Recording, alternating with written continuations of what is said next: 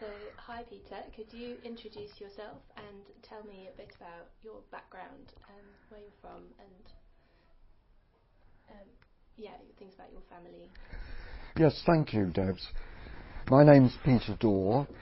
I've lived in Walthamstow since 1970, and I was the GLC member for the neighbouring constituency of Leighton from 1981 to 86. At the time of being a GLC member, I was a full-time teacher in a comprehensive school in Chingford, which is in the north of Waltham Forest. I'd previously fought 2 general election campaigns for Labour. I went home to my West Country area of West Dorset to fight the October 74 election, and then in 1979 I'd fought Chipping Barnet. I come from a West Country Methodist background. I'm a lay preacher of that church and still am, and indeed I started my public speaking in the Tolpuddle Church itself, where of course the martyrs came from, although the building is a later one, the one they built. So it sounds like religion and politics were part of your upbringing. Yes, very much so. My dad was a Methodist local preacher and was a very active member of the National Union of Teachers. He was a head teacher in Dorchester of the Secondary Modern School. So that's the background I come from. And what was your education like? What sort of schools did you go to? I was actually born in Luton in Bedfordshire and went to an infant school there. And for the last 2 terms of infant school, my dad got his second headship in Dorset, so I went to local state schools. The secondary school I went to had once been a public school, but it was a VA grammar. And then I came to London to read medieval and modern history at UCL and followed that with a PGCE at the Institute of Education. So that's the point that you came to London to study?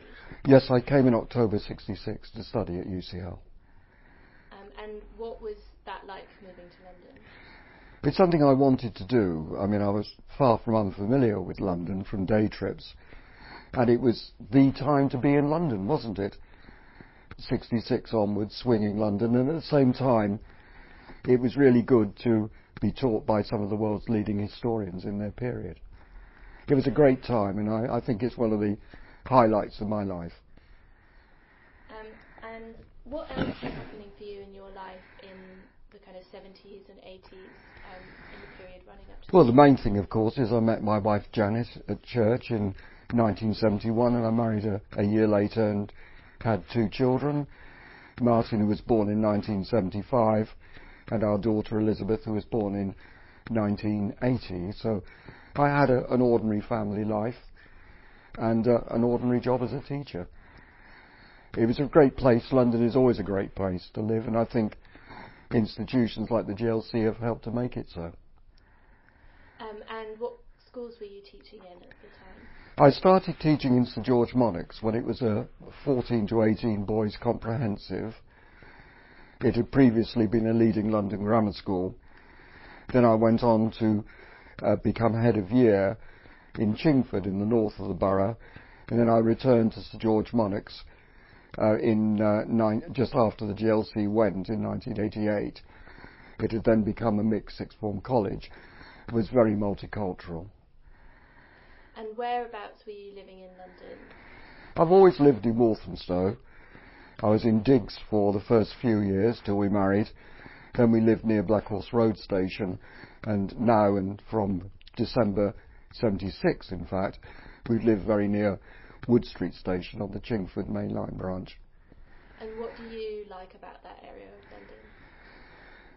It's an odd thing to say. It's very easy to go into London and very easy to go out of London. We have the railway to Liverpool Street, 5 minutes walk from home. We can go onto the motorway network, the M11, 5 minutes drive from home. So it's a very good place to get in and out of. And of course we have all the benefits of Epping Forest literally on our doorstep. And in terms of politics, so you talked a bit about there being kind of politics in your family growing up. How did you feel about politics when you were a young person?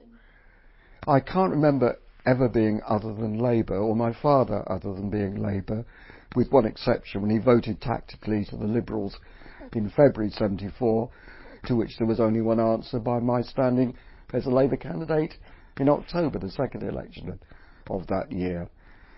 I joined the Labour Party in July 67. I was working in a part-time job in the County Hall in Dorchester, Dorset County Council, and several of my temporary colleagues there were going to the Tolpuddle Martyrs rally, so I went with them and they asked me would I like to join the Labour Party, and I joined then and remained ever since. It's almost 50 years now. And what other things? So you were involved in the Labour Party, but were you also involved in unions like your father? Not to the same extent. I've always been a member of the NUT. I was involved before I went on the GLC on the Community Health Council and the Community Relations Council in Waltham Forest, and I've also been very active as a Methodist lay preacher. I celebrate 50 years of that next year in 2018. And were there any particular people that inspired you in your politics, how you understand things? Yes, indeed. Obviously, with my Methodist background, Donald Soper comes to mind, and with our family connections with East Cornwall, the Foote family, both Isaac and Michael, they were inspirations.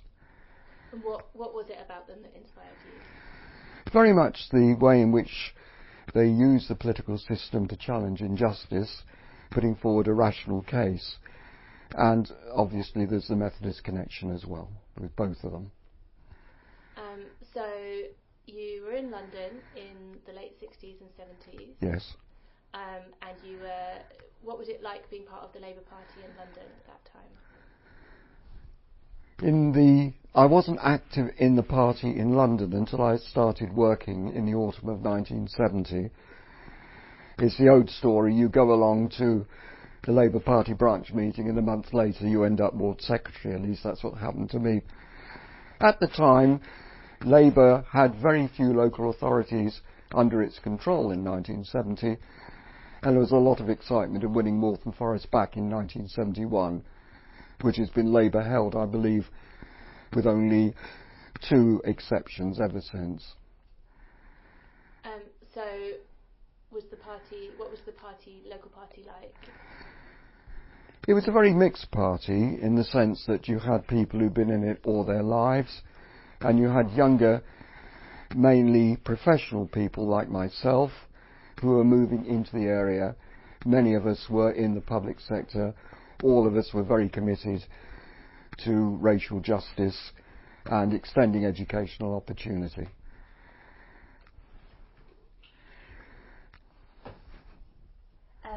And so, obviously, the 1970s has a lot of turbulence, and at the end of the 1970s, Thatcher won.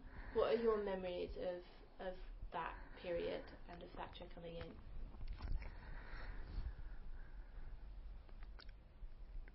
in? Insofar as there was turbulence inside the Labour Party, Waltham Forest was largely spared that.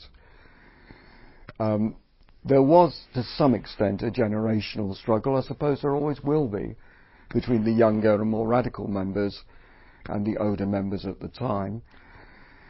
Regarding race relations, Waltham Forest has never had the urban troubles which affected other parts of London twice in the 80s and more recently in 2011.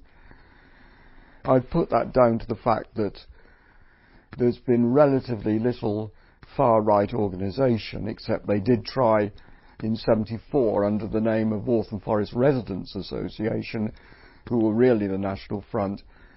But apart from a very, very high vote in the GLC elections of 77, they didn't make much impact. Similarly, the Borough Council, in its quiet way, did a lot through what was then called the West Indian Supplementary Service to actually bring the needs and understanding of a multicultural community into policy making. So that's very interesting. So the National Front was using a kind of front organisation. Yes, that has been well documented by Martin Walker in his book. I'm not sure if it's still available, simply called The National Front. They fought wards mainly in Walthamstow and Leighton, and that I know for a fact that one of my neighbours was induced to be a candidate, and the most pleasant man otherwise. They obviously were conning a lot of people, but it did force the Labour Party in Waltham Forest to look at its organisation, and that is why I believe we won back the Leighton seat, which the Tories had won in 1977 by 191 votes. And with the help of my colleagues, we were able to turn that into a Labour majority of under 7,000 in 1981. Similarly, Labour held on very well, and I believe lost only one ward in the 1978 elections. Going back to your original question about Thatcher, of course I fought the neighbouring seat to her. She fought Finchley, I fought Chipping Barnet in the borough of Barnet in 79. I think that Thatcher was appealing to very basic instincts which cost Labour votes. For example, the sale of council housing and the promise to avoid us being, quote, swamped by immigrants. That did make an impact. But again, Waltham Forest, we did hold on to the Walthamstow seat, which was only lost briefly in the 87 election until Neil Gerrard regained it in 1992 for us. And what did it feel like? What was the reaction? Do you remember the night that she was elected? I guess you were waiting for your own results. Yes, indeed. As we were going in for our count in Hendon Town Hall, all the camera crews were leaving. Yes, I do remember that night. And what was the feeling like amongst you and the people you were with? We were pleased to hold on to a clear second place in Chipping Barnet, but obviously we were disappointed with the overall result. It hadn't been helped, of course, by the winter of discontent which had preceded the election. Had we gone in the autumn of 78, my own reckoning would be that we might very well have had a hung parliament, which was better than we got in May 79. And so tell me about that period. So Thatcher and the Conservatives win in 79. Yes. And then you end up becoming a GLC councillor in 81. That's right. And what happened in those 2 years? Do you remember things?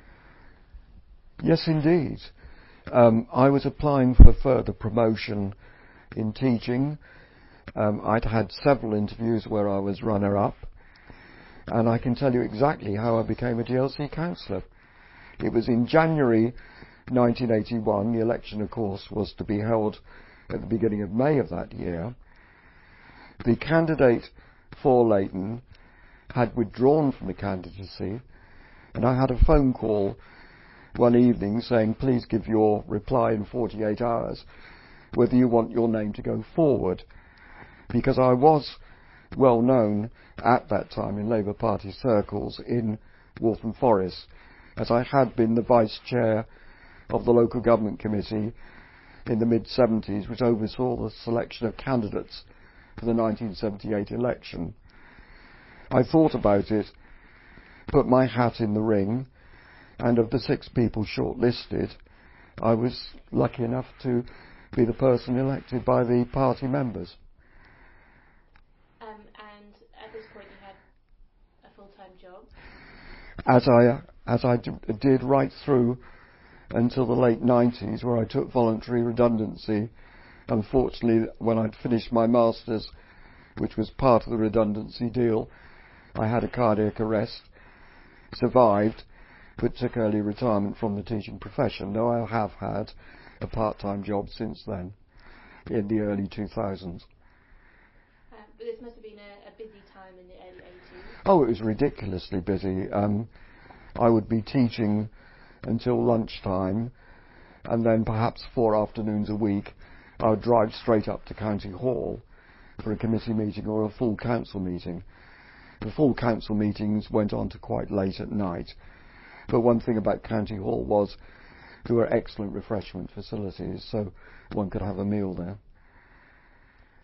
And what about the build-up to that election in May 1981 and Labour winning control? Very busy time. I mean, I was an experienced candidate. As I said, I'd fought 2 parliamentary elections by then. I also knew the local press from my involvement in the local community with other organisations. So I did a lot of canvassing and a lot of press statements to the local papers, most of which were taken up. But it was really due to the enthusiasm of the members in Leighton, who were absolutely shocked that an East End seat could be lost to the Tories in 1977. So a busy and enjoyable time. And then Labour won in yes. 1981, and there was obviously... could you describe that kind of initial process that Ken ended up taking? Tremendous excitement at the count. I mean, we went from a small Tory majority to a massive Labour one. I can remember going up to the group meeting, and a group of us who wanted Ken in met in the committee room beforehand to choose a slate of candidates, many of whom were not known to me, as of course I've been involved far more either where I was parliamentary candidate or in Waltham Forest rather than London-wide. And yes, it was a very exciting time, indeed. And can you remember, I know a little bit about that process by which Ken did become leader. Yes. What do you remember about it? Well, I remember being approached by him on the telephone, and I thought, well, this is the time for a new generation to come forward. And many of us then were in our 30s, or indeed some people in their 20s, and they went on to take office, and the rest, as they say, is history. And what is it that you found exciting about Ken? I think Ken is very dedicated, and still is, to the service of London. I found him very witty. I've always found him extremely personable. And I can't remember the name of the person that he replaced. His name was Andrew Mackintosh, later Lord Mackintosh. So what was in the contrast between Andrew Mackintosh and Ken? It's a contrast of the old and the new. Andrew represented a sort of Fabian social democrat approach, and Ken, the group of us were very diverse, were broadly on the left, from the Tribunite group, including myself, to people to the left of that. And in terms of the GLC before Labour took control in 81, what did you know about the GLC and what did you think of it? I knew a lot about it. I thought the Labour administration of 73 to 77 had achieved a lot, particularly in transport, with the bringing in of concessionary fares, which then and now are broader than in other parts of the country.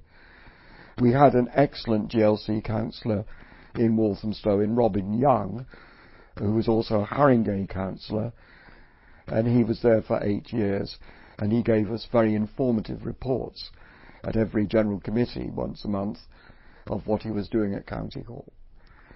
Regarding the Tory years, with the housing crisis in London, I was absolutely shocked that only 35 houses were built, council houses, in the year before the election.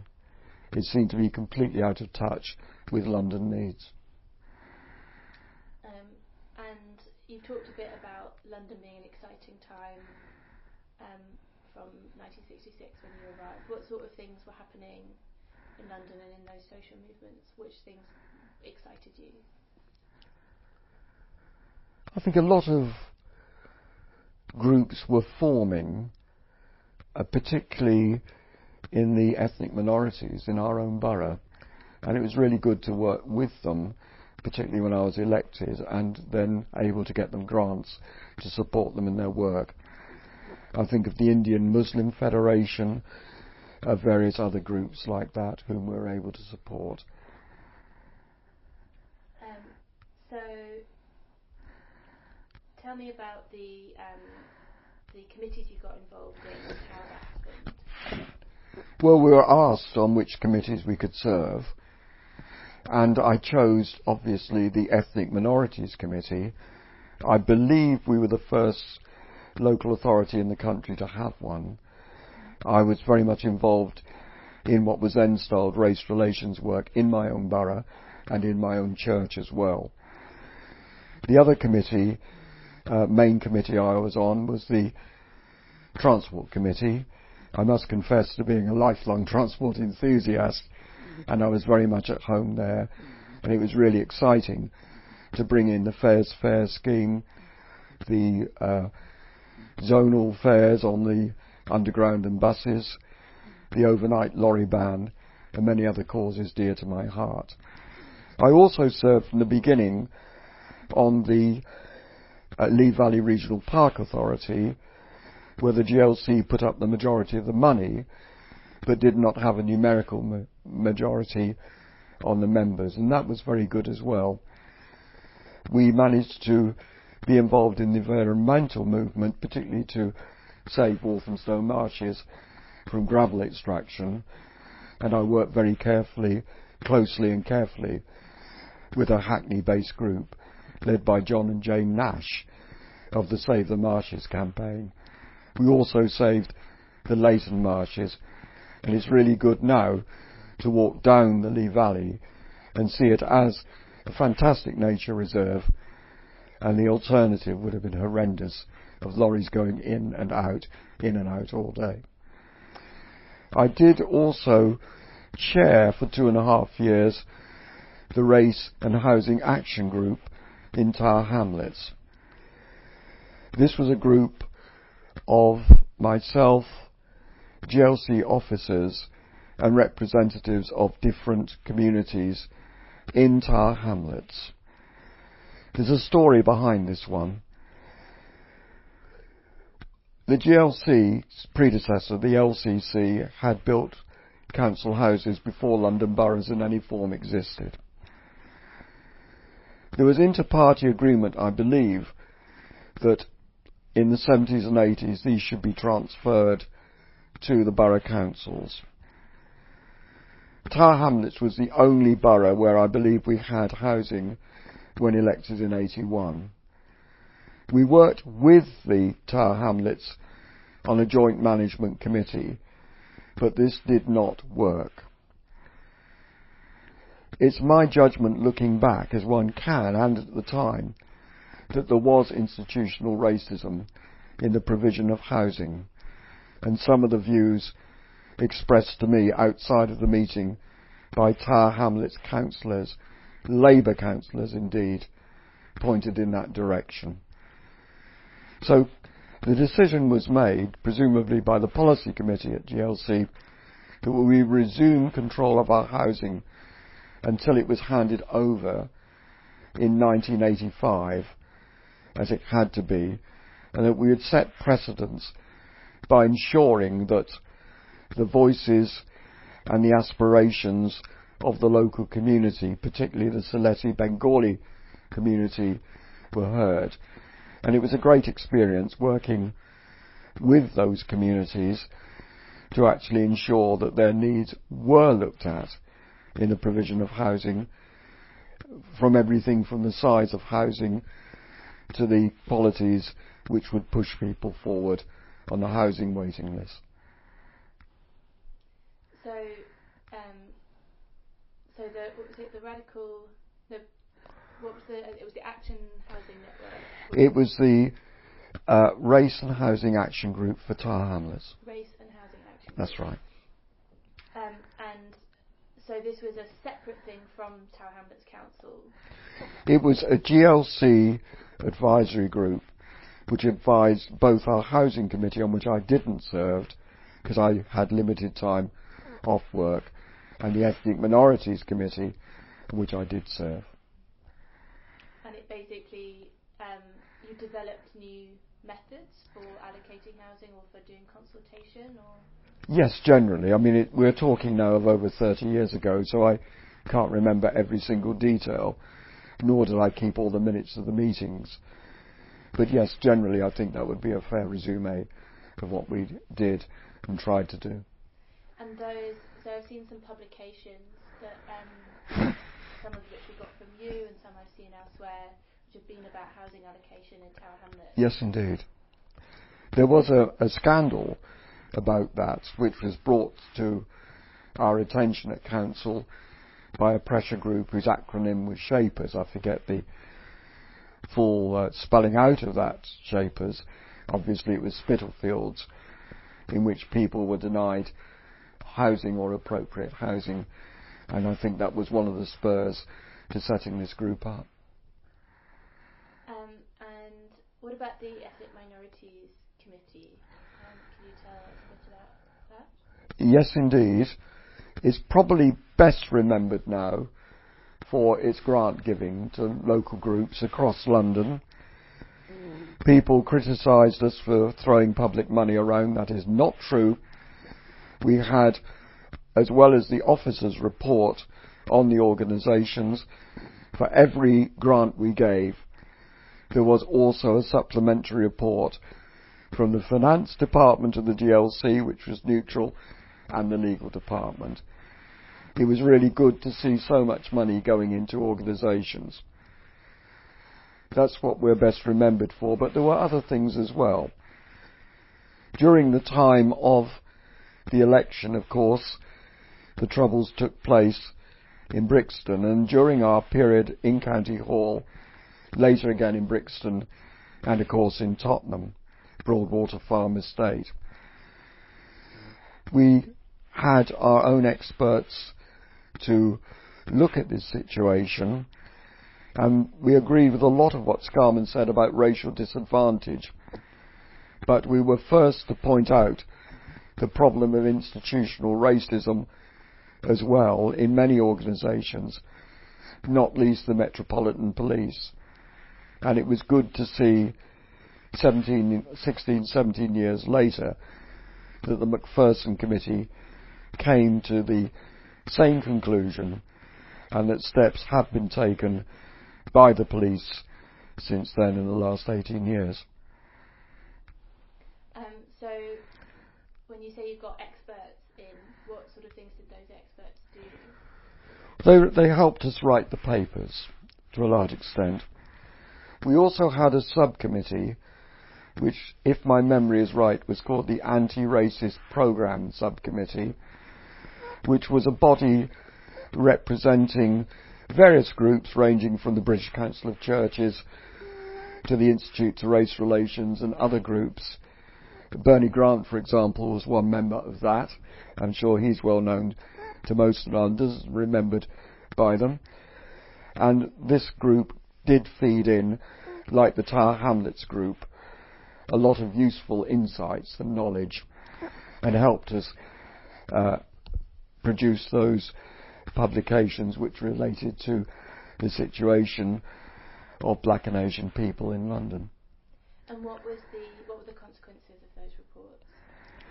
Well, the consequences of the reports were that we became, I would say, the leading authority in looking in a new way at the whole situation of community relations in urban areas. And much of what we did stands to this day. There's an old story, isn't it, that what is once considered really way out is later considered the norm, and I believe that is the case today as we see so much change which has been made in the past 30 years. So when you're saying that there was a new approach, what was the old approach and what was the new approach you were bringing in? I can't speak with much authority of the old approach because I wasn't there. I think it was very much a process simply of saying, well, if you put enough money to a problem, or if you give enough people enough education, that will do. There's truth in both of those things, of course, but it was far more getting down in contact with the communities. It's a question really of listening, analysing, and then acting on what you've heard and thought about. So what sorts of things got acted upon that had not been acted upon before? Well, obviously the housing allocation, that's one that comes immediately to mind. looking also at our employment policies, looking at where, for example, we advertise our jobs and our opportunities. The Voice was a newspaper, Afro-Caribbean newspaper, which I remember we used to advertise in quite extensively. And what about the kind of workings of that committee? What do you remember about what were the meetings like? They were very good humoured, and I'd like to put on record that the Conservative group and the solitary Liberal member of the GLC who was on the committee were entirely constructive throughout. I'm sure there are people in all political parties who were concerned about what was happening in London at the time. Some very, very gifted colleagues indeed. Ken, by choice, chaired it to show the importance of that committee. Paul Boateng, who later went on to become a cabinet minister and ambassador to South Africa, was our vice chair. Amongst the members was the chair of the staff committee, John Carr, who's gone on to do so much good work in child protection on the internet. We had people of extreme high quality indeed, and to their credit, the opposition also put forward some very high quality people to serve on the committee. It was a privilege to work with them. And do you remember, how often the committee would meet? Yes, except for obviously the breaks for Christmas, Easter, and a lengthier one as a summer recess. All committees met every 3 weeks. Every 3 weeks. In the afternoon. And how long were those meetings? It varied. Sometimes we'd have many reports, very detailed reports, lengthy discussions. We sometimes would invite members of groups to come and address us. So they were lengthy meetings, but they were most enjoyable and informative to sit through. On the other hand, I remember one meeting when in half an hour we had given out £500,000 in grants. So you were also making decisions about grants? Yes, indeed. As I say, that's what we were probably taken to task for by certain newspapers at the time. But we stand by that, and many of the organisations, I can speak only of those in Waltham Forest, for whom I and Paul obtained grants, are flourishing to this present day, and are remembered. We are remembered by people from those groups right to the present. And you say sometimes people came in to address you. Yes, indeed. Do you remember any particular people that? They were mainly representatives of the organisations who would sometimes come and address us. It's 30 odd years ago, so I can't remember exact names now. And what do you think you're most proud of in your memories of that committee, the Ethnic Minorities Committee? I think the sense of empowerment, recognising and respecting different groups in London. 30 years back, there were different attitudes towards people from different groups, which seems to have broken down over the years. And I'd like to think the work we did played a large part in that. Certainly the way local authorities and other public bodies provide services and devise employment policies reflects the aspirations we had at the time. And what about any kind of difficulties or things that you, looking back, you wish you'd done differently? I think it's the old story of any elected member that you're there for 4 years. In the event it was 5, of course, because of abolition, and we had the extra year added on. Sometimes you wish you had more time to educate people who are not racist but were concerned about what was going on. I think there was a genuine concern. Perhaps we were running when other people had yet to be taught how to walk. And what was the relationship with the civil service within the GLC, so the kind of officers and employees?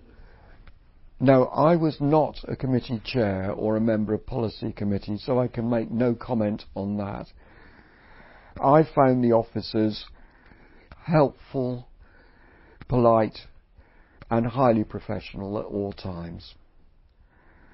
And let's talk a bit about the Labour Party. Yes. So there's the Labour Party in your local area. Yes. There's the Labour group within the GLC. Indeed. And then there's obviously the National Labour Party. And the regional party between the two. And the regional party.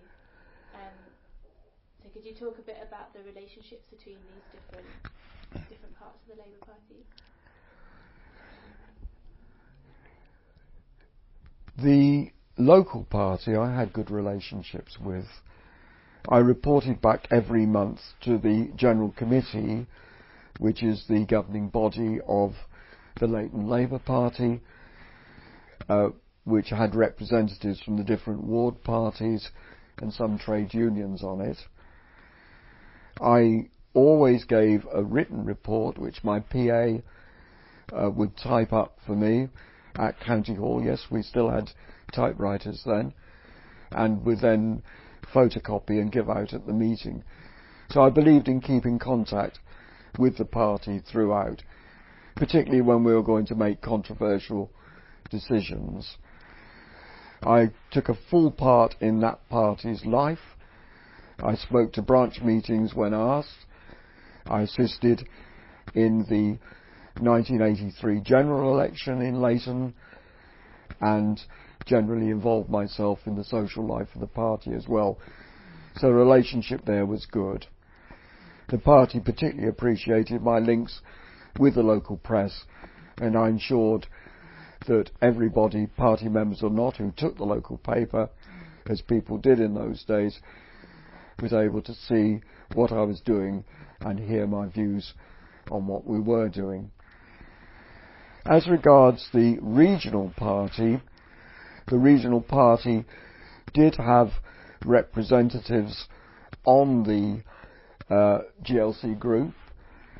Ted Knight, the leader of Lambeth Council, was one of them, and the other one was Arthur Latham, who had been the MP for Paddington, I think, until 79, and either was or was going to be the leader of Havering Council. So we had that link. As regards the link with the National Party did support us, particularly in the time of abolition, to my memory. There was a controversy within the group in February 1985. A minority of members wanted not to set a rate in form of protest. Had we done that, that would have been illegal. It could probably have cost us our homes in some cases because of surcharge. And in that time of turmoil, the National Party did send Larry Whitty along, who was then the General Secretary of the Labour Party. But again, I wasn't at the upper echelons of the group simply because I had a full-time job and a young family to support, so I wasn't privy to any behind-the-scenes discussions at regional or national level. Can you, so the regional Labour group, what was that? What area was that? It was coterminous with Greater London. Okay. And can you, just because some people listening might not be familiar with the stuff around the rates, so when you say they didn't want to set a rate, what do you mean? The rate, which is now of course the council tax, is the main form of income for any local authority, along with the government grants, and as a form of protest against abolition and other things, a minority of Labour members wanted to break the law, which I didn't, and Ken Livingstone didn't. So there was a split which was short-lived. We met on the Thursday afternoon evening, and the meeting had to be adjourned in the early hours of Friday morning, after which, incidentally, I was teaching a few hours later, and we resumed, I believe, on the Sunday afternoon and we went into the Sunday evening. The Conservatives would vote against setting a rate, simply for tactical reasons, to show the split.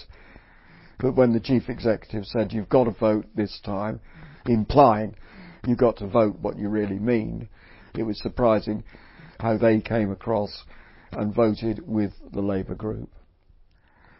As in voted to set a rate? Yes, indeed. And in the event, when abolition followed 14 months later, we were still awash with money.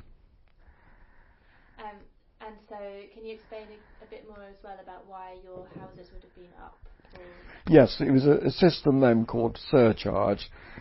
Had a ratepayer, or more likely a Tory-controlled council, taken us to court, as they did over the Fair's Fair decision a few years earlier, and won, which I think in all probability they would have done, we would have been personally liable for the money which was not collected. And so far as most members was concerned, your house would go. I don't know if you have thoughts on this, but I've heard people talk about people taking inspiration from Poplarism and what happened in Poplar in the 1920s. Was that something that you remember being talked about? I'm generally a great fan of George Lansbury, who was a wonderful Christian socialist, but that was in a different context in those days. It wouldn't have been a case of being put in prison, as happened in Poplar, as some form of protest, like a sit-down strike or something like that. The law had been changed so that the assets of ordinary members were at risk. People did not want to break the law. The law should be campaigned against.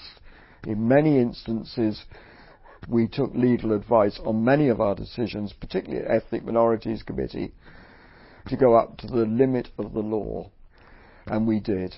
But to cross that line, no. And just for people to understand what, so I just mentioned the Poplar thing, and people might not know that. So could you describe what you know of that? Yes. It was in the 1920s. The council was led by a councillor called George Lansbury, who was a very prominent member of the Anglican Church, a great pacifist, who'd already resigned his parliamentary seat to show solidarity with the suffragettes, and lost a by-election on that, I believe, in 1912. At that time, the richer boroughs were refusing to have their money raised to be transferred into the poorer boroughs in London, and of course Poplar in the East End was extremely poor at the time. And so the councillors did refuse to set a rate, and some of them were put in prison, including Lansbury himself. The government did, in the event, stand down, and they were released after a relatively short period of time. One thinks of the building workers almost exactly 50 years later, when they were released for breaking the Industrial Relations Act. So you mentioned before about controversial decisions. So there was obviously the question of setting the rate. Yes. What other kind of controversial decisions did you feel that, for example, you needed to tell local people in Waltham? Yes. In the grants field, we were not only dealing with race relations in my own particular work, but we also had the Women's Committee, and we had a general grants committee as well. In some instances, you needed to persuade your colleagues in Waltham Forest that it was right to support feminist or homosexual groups. We took a lot of flack, particularly on the second one, both in the press and indeed, I'm ashamed to say, from people in the churches in Waltham Forest who otherwise were in general agreement with the stance we were taking on race relations and the peace movement, for example. And so what kind of things did you try and do to persuade people? Individually, I'd speak to them, and I'd obviously take these issues up by letter, or in the case of the party, through the General Committee, I would address these matters. But again, we seem to be quite a peaceful place in Waltham Forest, and there wasn't all that much criticism I received, at least to my face. I was going to go back a little bit again to the Transport Committee. Yes, of course. Could you describe a bit about the Fares Fair campaign? Because obviously it was a very big thing. Some people coming to this project won't know. This was the main issue for us in Outer London. Fares in London were very expensive compared with other capital cities and indeed cities in this country. One thing we promised, and the thing I believe in Outer London we promised, was to cut the fares by 25%. Those fares, of course, were the London Underground and the London Red buses, then publicly owned. It did not affect the mainline rail services, all of which then were under British Rail. It was very popular. It was a thing which sold itself on the doorstep, because in Outer London particularly, where there was no link with education, as there was in Inner London, it was the issue. And I'm sure the large number of people who turned out to vote and turned around the situation in Leighton, amongst other places, actually reflected that. So we were shocked when Bromley took us to court on this issue. We believed we'd acted legally. We also believed it was the main issue in the election, particularly in Outer London. It was genuinely popular. We also at the same time brought in the zonal fares, and we brought in what was then called the capital card, later called the travel card.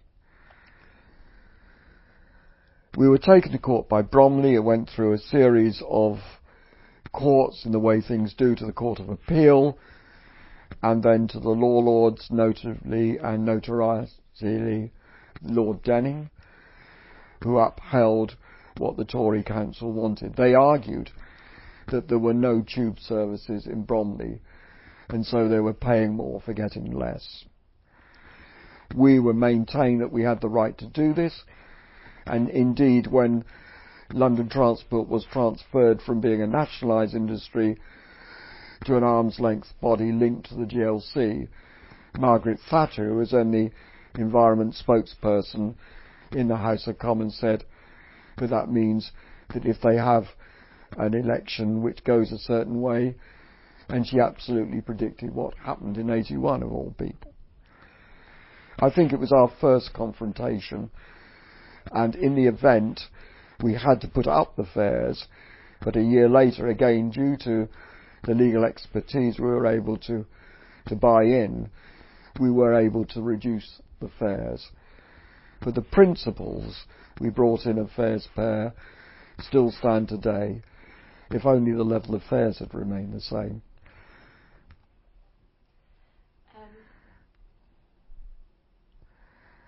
Great. You talked a bit about like equal opportunities. Yes. Could you describe a bit more about how the GLC was trying to achieve equality or equal opportunity? Within our own institution, we looked to widening our staff base, and this was achieved through advertising in appropriate channels, by looking at our own staffing policies under John Carr. In the provision of services, we wanted to ensure that all needs were covered as far as that is possible, and we did our best to work in that direction. In our arts programme, which was under the chairpersonship of Tony Banks, we broadened out the organisations to which we gave grants. We set up a special unit on race relations in the GLC, we had our own officers who advised the Ethnic Minorities Committee, and they were representative of the groups in London, as well, of course, as being fully qualified in their own right. And I suppose the name which was outstanding of all was, of course, Herman Ousley, who later went on to head the Community Relations Commission, as I think it was called at the time, and now is a member of the House of Lords in his own right. And how successful do you think those policies were, those structures were? I think they are, because today we take filling in a form asking your ethnic origins, your gender, as just part of the normal procedure, particularly in public or bodies, but I think more generally. I think the attitudes have changed. There are still people who need to change. There are still areas where further change would be desirable. But compared with the late 60s to late 80s, as I knew London then, and the London I've known from the 90s to date, yes, there has been a change. And I think that we took a pioneering part in that work of generally of equal opportunities. And what about the kind of celebrations or the festivals? Did you go to the Oh festivals? yes, very much so. Thames Day was really fantastic. That was great, which had everything going on along the south bank of the Thames near County Hall. Various rock groups playing as well, including those from the 60s, who I could remember, and no doubt my fellow members at the time. And a fantastic firework display in the evening. Yes, those things were very much remembered and appreciated. We also did events tied into different years. We had a peace year, which I think was 86, and we had a year to celebrate London against racism, and that was an extra celebrations with those. That was really good. Do you remember any particular bands or performers that you saw that you liked? No, I do remember seeing various 60s groups, but not my own particular favourites, because I was into soul and R&B more than pop at the time.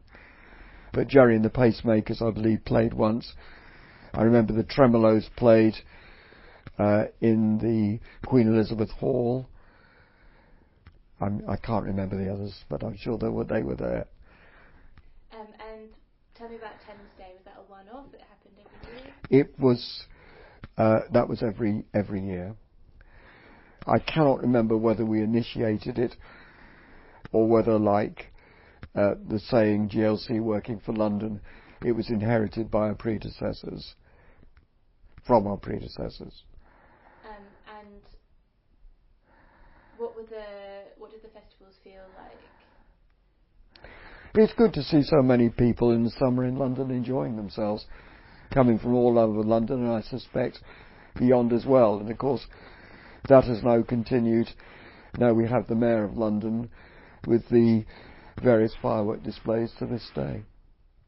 And so was this a contrast with the GLC from before 1980? As I say, I don't know.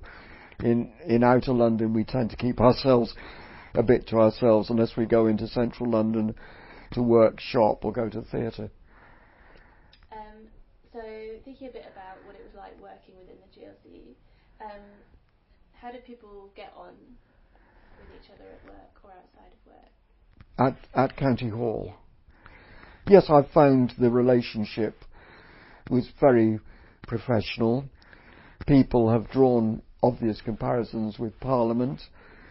There are excellent facilities for members, a restaurant overlooking the Thames with a terrace and a bar attached to it.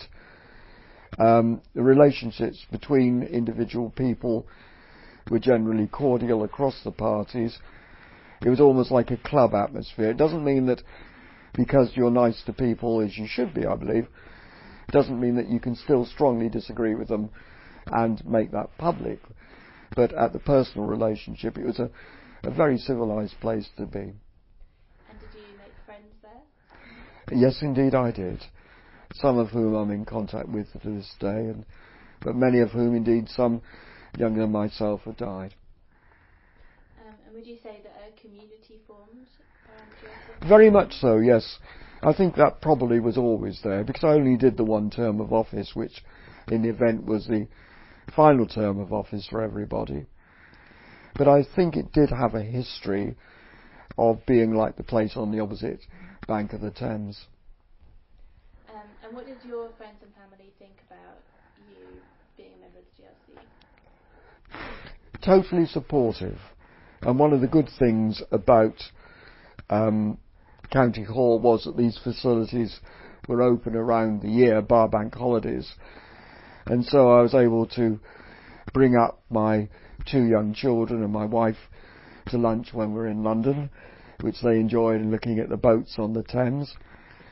And my wife, after getting babysitters, would often come up for the evening meetings of County Hall on the Tuesdays, and we were able to invite someone along for a meal as well, usually someone linked with the Labour Party in the borough, and of course our friends as well.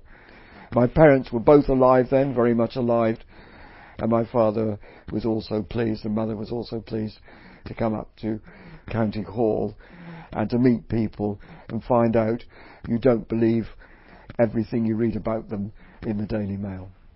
So what were the public perceptions of the GLC? What was being said in the Daily Mail? Well, we were considered extremists. They used the phrase on one occasion of the most odious people in the country, and generally took a very hardline right-wing populist stance against the things we were doing.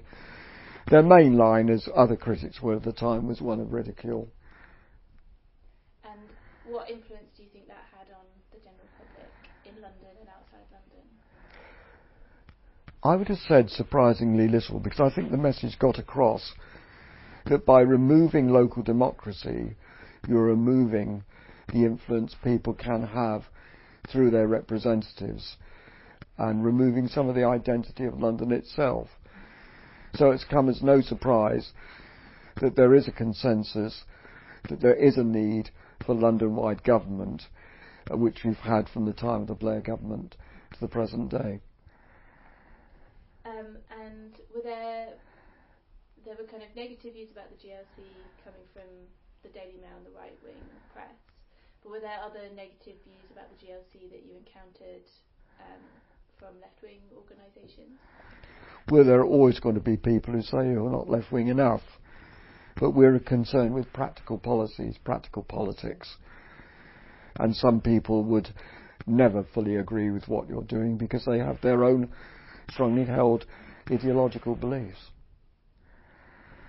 And what about the relationship between the GLC and other councils within London, particularly the kind of radical ones? The relationships with Labour councils were generally good at that time. Our main critics were Westminster. Lady Porter was out to get us, and look where she ended up, involved in a scandal. Well, she ended up involved in a scandal herself about manipulating housing to enhance the Tory vote in Westminster, and had to flee the country, I believe, to Israel. And what about the kind of practical relationships between local councils and the GLC? Again, I wasn't involved at that higher level, but my experience in Waltham Forest was that they were supportive of what we were doing. We in turn recognised that day-to-day management of housing was better left to the borough level, where they're in contact with local people. And thinking more internationally, what was happening internationally during that period, and how did that relate to what was happening at the GLC? It was a time, of course, of the Falklands War. It was a time of an intensification of the Cold War. Greenham Common, the planting of the American missiles there. And in fact, the GLC, the Labour group, was very much involved in the peace movement. We had a peace year. We raised awareness of the dangers of nuclear winter. I remember that. And we also did provide some facilities for a group called Women for Peace on Earth, who had a conference, because we were all asked, would you mind if people use your offices over the weekend? To which I said, of course not, well done. And what was the kind of processes and practices? Do you know kind of what inspired them? Do you know if people were looking at models from elsewhere about how city government could work?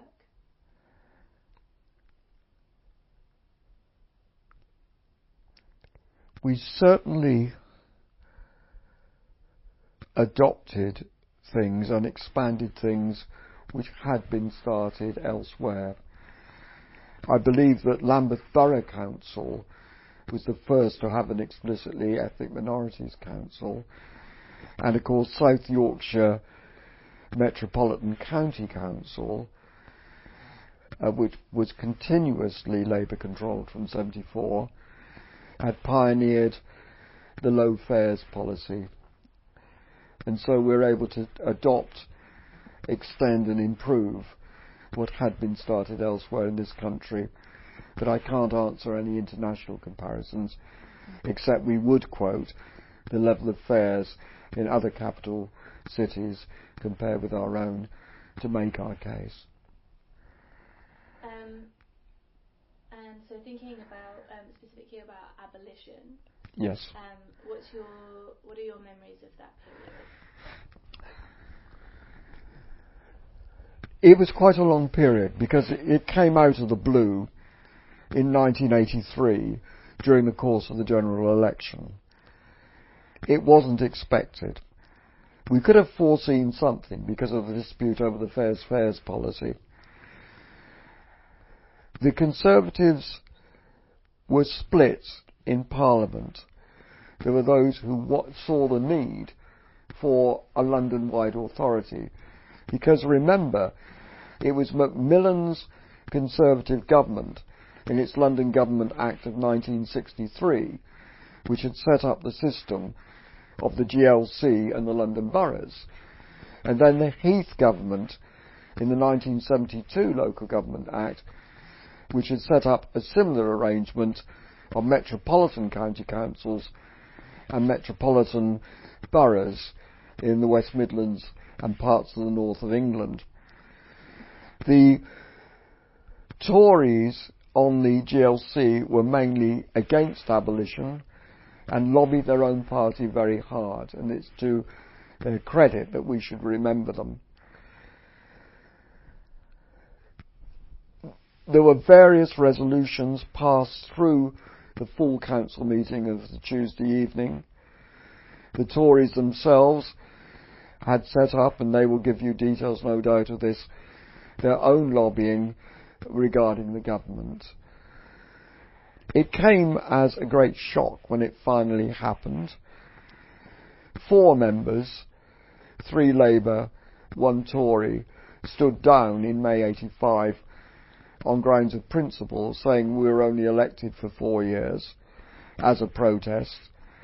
In the event, 2 Labour seats and 1 Tory was held, but 1 seat was lost by Labour to the Social Democrats. It was London's loss greater than our loss. We didn't have a direct voice, and the 32 boroughs could not speak with the same authority as one elected body with specific roles to do regarding London's transport, planning, arts and various other things for which we held responsibility. And so, can you tell me about that kind of last few months of the GLC? Well, the last few months were really making sure that our legacy would continue, giving out what grants we could to organisations, ensuring that certain services were preserved. I can't remember offhand which ones. We did argue, our colleagues in Inner London did argue for a directly elected Inner London Education Authority. That did happen, but it only lasted for one session from 86 to 90. We wanted to go out on a high note, so we had a final meeting of the council that was also linked with one of the festivals you've mentioned, and the general attitude was, we'll be back.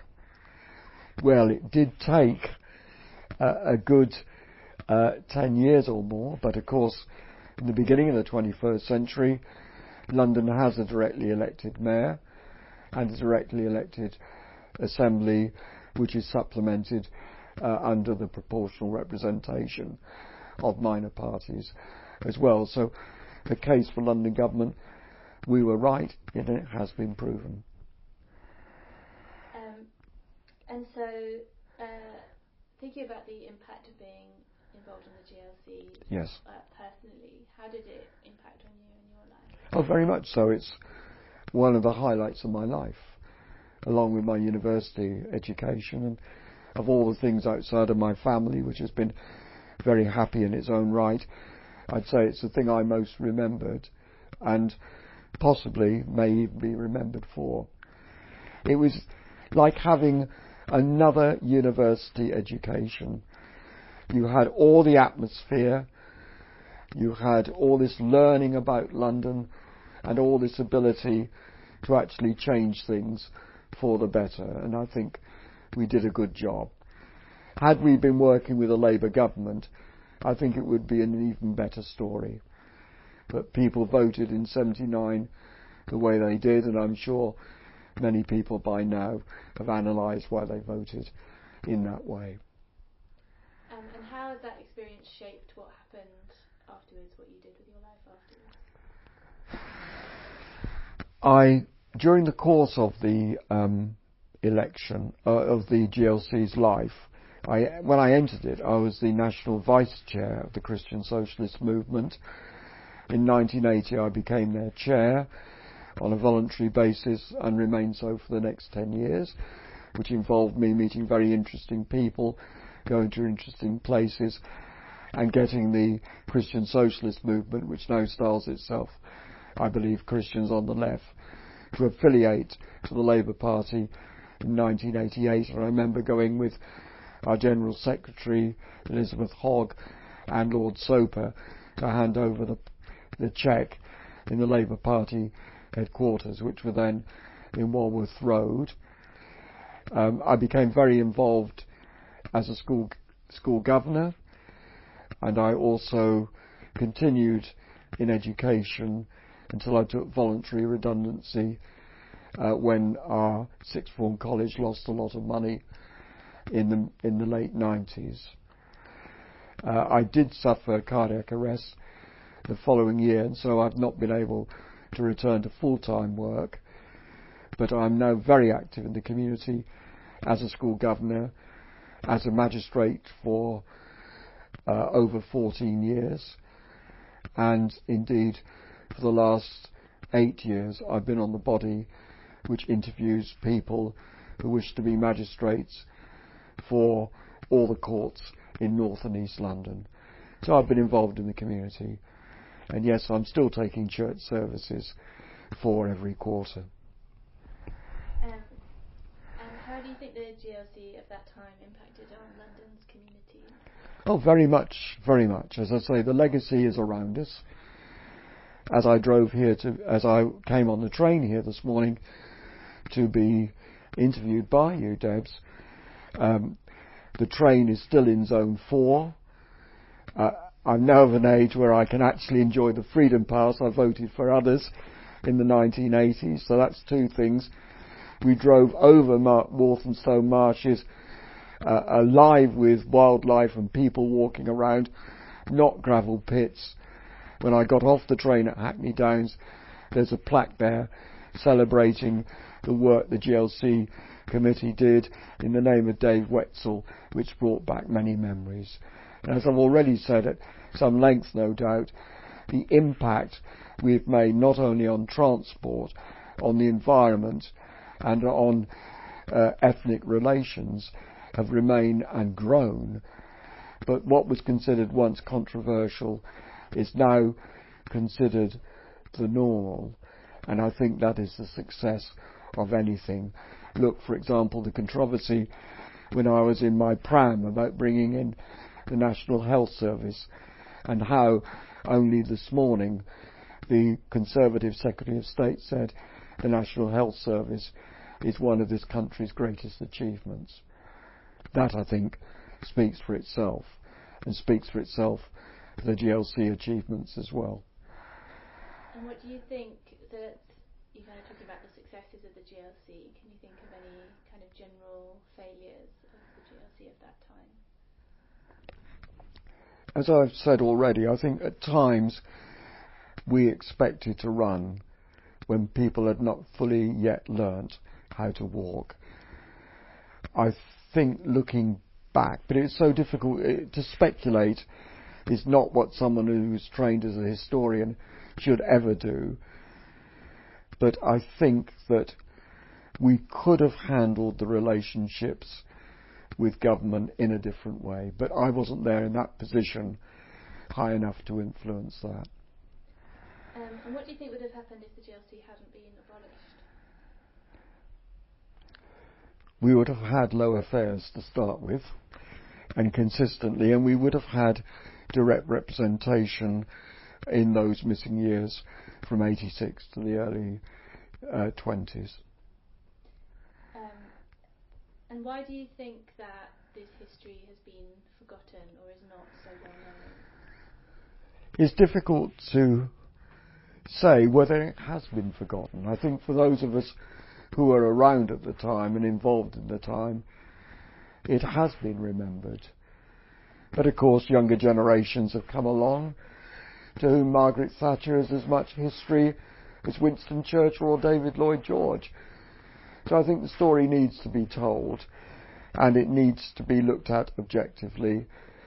I don't think history teaches us any lessons. It would be heretical of me to say that as one who originally came to London to study history. But I do think that people can find some common threads between the problems of the 21st century and those of the 1980s. And what can we learn from the GLC that's relevant today, do you think? I think one thing which struck me both at constituency level and working with the Tower Hamlets Race and Housing Action Group is the importance of people who are making decisions to actually go to and listen to the people who will be affected by those decisions, because they have an expertise which is as valuable as the expertise of professional experts. Okay, great. And is there anything else that you would like to just raise or mention or remember about your time at GLC in the 1980s?